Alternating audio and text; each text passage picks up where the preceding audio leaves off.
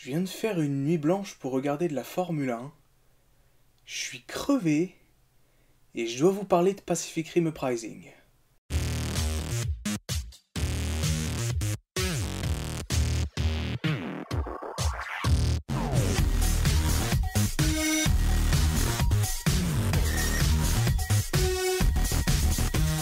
Pacific Rim Uprising est donc la suite du premier Pacific Rim sorti en 2013 et réalisé par Guillermo del Toro, un film qui mettait en valeur des robots géants qui se battent contre des kaiju, donc évidemment, moi c'est une promesse déjà qui me plaisait énormément, puisque bon, vous savez, je suis fan de Transformers, donc je suis fan de robots géants, et aussi je suis fan de kaiju, c'est vrai que j'en parle pas très souvent, voire même jamais, mais j'aime beaucoup l'univers notamment de Godzilla, donc tout ce qui est monstre japonais, et donc d'avoir cette promesse d'avoir les deux qui se fight, qui se fritent dans un seul et même film, franchement, que demander de plus. Donc voilà, Pacific Rim, c'était un très bon blockbuster, le genre de film que j'aime bien revoir de temps en temps pour le plaisir. Mais quand j'ai vu qu'il y a une suite qui allait être réalisée, j'étais assez surpris, dans le sens où, pour moi, Pacific Rim, c'est déjà pas un film à la base qui a besoin d'une suite. Je veux dire, c'est un de ces rares films encore aujourd'hui qui ne s'inscrit pas dans une saga globale, immense, ou dans une trilogie, peu importe.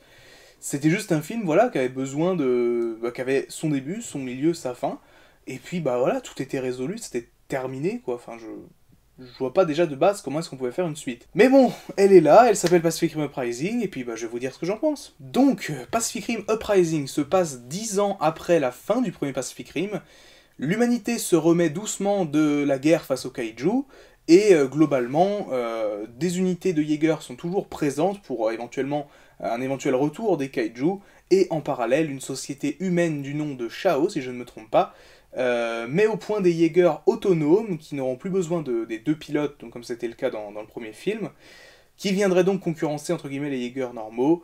Voilà, donc tout ça c'est un petit peu le début du film, et tout bascule au moment où un autre Jaeger complètement inconnu débarque, fout un peu la merde, et évidemment provoquera un moment ou un autre, c'est pas du spoil, mais le retour des kaiju. Donc voilà, il va falloir savoir d'où vient ce Jaeger, qui manigance tout ça, puisque clairement c'est quelqu'un de notre monde qui les a fait rentrer, donc il faudra régler tout ça. On suit donc en tant que personnage principal Jake, qui est le fils de l'amiral ou du marshal, je sais plus, du premier film, qui est donc mort à la fin de ce dernier, et qui vit une vie plutôt, disons, un peu hors la loi. Il va soit faire des fêtes dans des maisons complètement ravagées, mais qui en même temps lui permettent d'avoir un petit peu un chez lui. Il vole des pièces de Jaeger, etc. Et il est interprété par John Boyega, donc l'acteur de Finn dans Star Wars, enfin depuis Star Wars 7. Globalement, un personnage que j'ai trouvé plutôt sympathique, sans plus, c'est pas non plus excellent, mais franchement, comparé au reste, je vais aborder ça juste après, c'est le moins pire de tous, hein, clairement. On retrouve donc également le retour de certains personnages qu'on connaissait du premier film, notamment Mako, qui était donc la fille plus ou moins adoptive du coup de son père, et du coup sa sœur d'adoption, une relation qui est plutôt bien illustrée pour le coup, dommage qu'elle ne prenne pas énormément de place dans le film, mais sans spoiler évidemment, hein, mais une relation qui ne prend pas énormément de place dans le film, mais qui aurait mérité, je pense, d'être un petit peu plus mise en valeur. Mais pour le reste des personnages, c'est pas joli joli. Déjà, on a une gamine qui a construit son propre Jaeger, donc qui s'appelle Amara, si je dis pas de bêtises. Donc Jake la découvre alors qu'elle est dans son garage, et qu'elle construit un Jaeger, genre toute seule. On sait pas comment elle a fait, elle l'a construit. Un Jaeger peut-être de 10 mètres de haut, peut-être un petit peu moins, mais beaucoup plus petit en tout cas qu'un Jaeger traditionnel. Ce personnage, c'est grosso modo, si vous voyez Transformers 5, puisque je sais que vous êtes beaucoup sur la chaîne à avoir vu Transformers 5, c'est grosso modo Isabella. C'est le genre de gamine un peu pseudo-badass, qu'on trimballe d'un bout à l'autre du film, sans grand intérêt, enfin... Moi, je comprends pas vraiment son utilité. Si c'est juste pour nous dire qu'elle est très forte et qu'elle s'est construit un Jaeger, bah je vois pas en quoi c'est intéressant. D'autant plus que c'est extrêmement mal foutu, dans le sens où on a essayé plus ou moins de refaire avec elle le personnage de Mako. Mais là où ça passait très bien dans le premier film, là franchement, il y a certaines séquences qui sont juste... On voit que c'est une tentative de faire pareil que Guillermo del Toro, sauf que ce n'est pas Guillermo del Toro derrière la caméra, ce n'est pas Guillermo del Toro qui réalise ce film, et voilà, c'est infiniment moins fin, moins bien réalisé. Pour vous donner juste un exemple, dans le premier Pacific Rim, on avait une séquence, donc au moment où les deux pilotes du Jaeger entrent en connexion, donc où leurs esprits se rencontrent, il y avait un moment où Mako était en blocage un petit peu sur un souvenir, où on la voit toute seule dans la rue avec un kaiju qui approche, mais c'était très bien réalisé, on la voyait toute seule, donc on comprenait qu'elle avait plus de famille, on voyait le kaiju très menaçant, et vraiment la scène était très très bien réalisée. Là, grosso modo, on nous refait exactement la même scène, avec donc cette fille et Jake évidemment qui essaient de se connecter, et cette même fille, donc Amara, qui n'arrive pas à décrocher de ce souvenir. Mais alors, c'est tellement, tellement moins bien fait. Là, concrètement, dans son souvenir à elle, dans ce film-là, on la voit déjà avec ses parents, au bord de la mer, je crois, quelque chose comme ça. Et on voit juste, voilà, sa famille se faire écraser par un kaiju. C'est infiniment moins fin, moins bien réalisé, et c'est juste une tentative de faire pareil que Del Toro, sauf que, non, ce n'est pas Del Toro. Et effectivement, voilà, c'est une séquence qui, moi, quand je l'ai vue, m'a presque fait sourire, dans le sens où je me suis dit, vous êtes sérieux, vous refaites exactement la même séquence, voilà, et grosso modo, c'est plus ou moins l'idée globale du film, hein. C'est vrai que, même si c'est une suite qui, pour le coup, fonctionne en termes de scénario, dans le sens où les différentes astuces qui ont été trouvées pour donner réellement une suite cohérente sont plutôt bien trouvées, je l'avoue. Certains twists sont plutôt intéressants. Mais clairement, il y a trop de choses qui ont été complètement repompées du premier film, et en moins bien surtout, c'est ça, c'est que on a certaines séquences qui sont carrément moins ambitieuses en fait que dans le premier film, et ça je trouve c'est plutôt un gros problème, dans le sens où c'est pas une suite qui fait forcément dans la surenchère, contrairement à certaines suites vraiment de certains blockbusters qui font vraiment dans le plus, quitte à nous faire une overdose. Bah là c'est pas le cas, mais au final c'est presque ouais, moins ambitieux, moins spectaculaire, et on est moins dedans quoi, donc c'est bien moins intéressant. Aussi un autre point au niveau des Jaeger, c'est vrai que quand on a vu les bandes annonces, ce que tout le monde a retenu c'est que les nouveaux Jaeger, enfin avec leur nouveau look, donc ont un côté beaucoup plus irréel, je trouve. C'est-à-dire que déjà, ils ont des mouvements extrêmement plus fluides que dans le premier film. Alors, d'un côté, je peux le comprendre, il y a eu une évolution technologique, il y a eu 10 ans, mais d'un autre côté, bah, ça les rend beaucoup moins réels, quoi. Dans le premier film, on sentait qu'ils pouvaient, entre guillemets, être là, puisque bah, on sentait leur poids, on sentait la puissance des coups. Là, on a vraiment l'impression de voir des Megazords de Power Rangers, et d'ailleurs, j'y reviendrai sur cet aspect-là, mais on a vraiment l'impression de voir des Megazords, quoi, et non, quoi, enfin, c'est pas intéressant. Alors peut-être aussi, je pense que c'est... Je sais plus quelle critique a relevé ce point-là, sur les quelques critiques du film que j'ai pu voir. Peut-être aussi parce que ça se passe majoritairement de jour, parce qu'effectivement, dans le premier Pacific Rim, il y avait énormément de séquences, si ce n'est toutes les séquences, il me semble, d'action, qui se passaient de nuit, ou en tout cas, voilà, avec de la pluie, etc. Donc bref, c'était pas du grand soleil, là c'est grand soleil tout le temps. Et je trouve que ça n'aide pas à rendre les robots plus crédibles. Et ouais, grosso modo, je trouve que ça passe un peu moins bien. Après, effectivement, ça rend des combats peut-être un petit peu plus dynamiques, plus à la limite proche d'un Transformer, si je peux donner une comparaison. Le bon côté de Transformer, pas le côté vomitif, mais les bonnes scènes d'action de Transformer, effectivement, on est un petit peu dans ce côté-là. Mais du coup, ouais, je pense pas que ce soit forcément approprié pour le genre de robot, en tout cas, que sont les Jaeger. Après voilà, ça reste quand même la meilleure partie du film, hein, clairement. Que ce soit les personnages sont vraiment, comme je l'ai dit, à part Jake, qui est correct sans plus, tous les autres sont vraiment mauvais. Donc ouais, globalement, c'est quand même pour les séquences d'action que vous irez voir ce film si vous voulez le voir. Et globalement, voilà, ils sont quand même plutôt corrects, bien réalisés.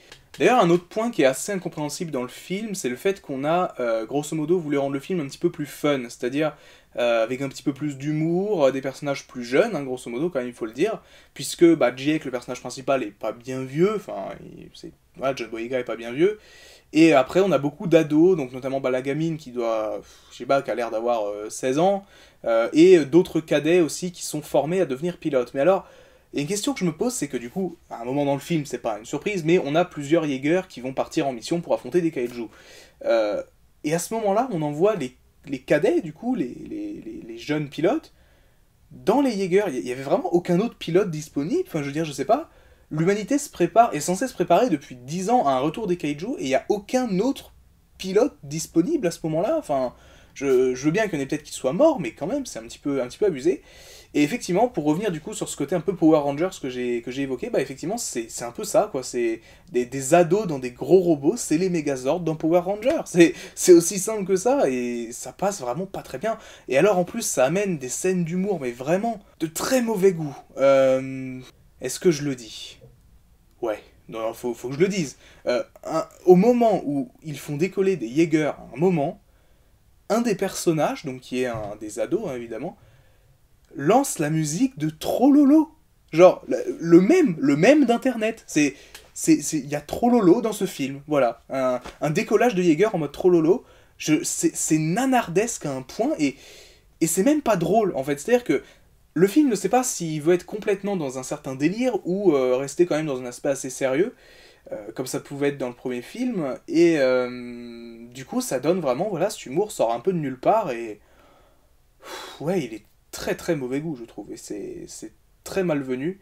C'est un film que j'ai envie de comparer avec un autre film un peu nanardesque qui est sorti ces dernières années, à savoir Independence Day 2, qui était, bah voilà, dans le côté... Le premier Independence Day, bah, c'est un film que tout le monde a vu, un film que j'ai beaucoup apprécié à l'époque quand je l'ai vu pour la première fois, et la suite était effectivement très nanardesque, mais en même temps, gardait paradoxalement un côté assez amusant, quoi, dans le sens où c'était vraiment complètement barré. Bah là, c'est finalement un peu dans le même esprit, mais un peu en dessous quand même. Et ah, faut que j'en parle aussi. Petit spoil, si vous voulez vraiment pas être spoilé, je vous mets le timecode ici pour que vous puissiez partir plus loin dans la vidéo. La fin du film, la toute dernière scène du film, c'est pas une scène post-générique, mais c'est-à-dire que quand le film se termine, on a donc le nom du film, donc Pacific Rim Uprising qui apparaît, et ensuite une autre petite scène très rapide avec un interrogatoire. On voit donc le personnage de Jake qui parle à l'antagoniste du coup principal du film, et il est prévenu en quelque sorte que les kaiju vont revenir, etc. Et là, il sort la phrase: c'est pas eux qui viendront ici, c'est nous qui allons aller chez eux. Oh, putain, je me suis dit, j'ai rigolé, j'en pouvais plus. Je me suis dit, tout le long du film, j'ai pas arrêté de me dire, ça ressemble un petit peu à Independence Day 2, c'est un petit peu dans le même esprit, un peu nanardesque pour moi, etc. Et là, la même phrase. Ça n'a pas marché pour Independence Day 2, c'était ridicule, et c'est la même chose. C'est incroyable, bon. Du coup, ouais, plutôt même amusant, finalement, plus que... Un petit peu désolant quand on y pense, mais... amusant, quoi, un peu... tellement c'est ridicule, quoi, à ce moment-là. Donc voilà, pas grand-chose d'autre à rajouter sur Pacific Rim Uprising, malheureusement. C'est une suite complètement dispensable, quoi, qui n'avait pas vraiment lieu d'être, qui est... à mi-chemin entre le nanar et le gros ratage. C'est-à-dire que finalement, on peut trouver une certaine dose de fun dans ce film, dans le sens où il est complètement ridicule par moments, les scènes d'action restent quand même plutôt sympas, et donc voilà, globalement, si vous y allez uniquement, bah, comme moi finalement, pour les scènes de gros robots contre les kaiju, ou de gros robots contre gros robots, bah finalement, on a ce qu'on espérait, quoi, c'est-à-dire les grosses scènes de baston spectaculaires qui détruisent des villes, etc. Mais voilà, quoi, ça n'empêche que tout le reste est vraiment... Il n'y a rien à garder. Ça, ouais, grosso modo, il y a peut-être 20 minutes, 25 minutes du film qui sont correctes. Le reste, c'est vraiment à acheter. Faut pas se mentir. Et donc voilà, une suite complètement dispensable qui n'apporte rien à l'univers, qui n'est pas incohérente avec l'univers mis en place par le premier film, ça c'est déjà un bon point, mais qui n'y apporte pas grand chose, on ne découvre rien de neuf. Voilà, en fait, ce film, c'est plus ou moins une mise à jour du premier film, c'est-à-dire, on a des nouveaux robots, on a de nouveaux kaiju, on a un humain, donc qui prend en plus la place de son père, donc vraiment, dans le côté mise à jour, il n'y a pas mieux. Mais c'est une mise à jour dans le mauvais sens, c'est-à-dire, bah, voilà, on garde un petit peu du premier film, mais au final, ça rend un ensemble beaucoup moins intéressant, et du coup, beaucoup plus mauvais, il faut le reconnaître. Donc voilà, je ne vous encourage pas spécialement à aller voir Pacific Rim Uprising.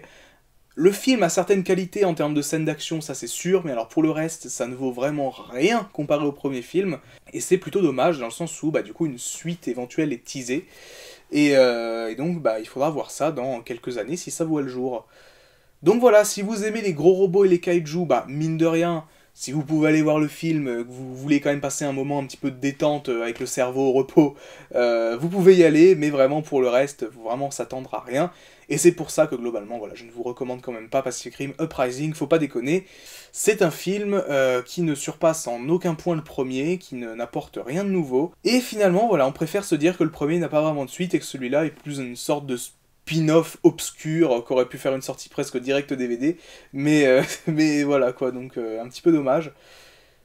Mais bon, après tout, ça plaira à certains, donc tant mieux. Reste que, pour terminer très rapidement, j'ai quand même passé un meilleur moment, enfin je me suis plus amusé en tout cas devant ce film que devant Tomb Raider, parce que au moins les scènes d'action étaient sympathiques, plutôt bien réalisées, spectaculaires, et voilà, très jouissives entre guillemets à certains moments, mais voilà, quand même, faut pas déconner, ça reste un film objectivement quand même moins bon. Bref, on se retrouve demain pour un nouveau focus, et à très bientôt pour de nouvelles critiques et de nouvelles vidéos sur la chaîne. C'était Magnus, ciao.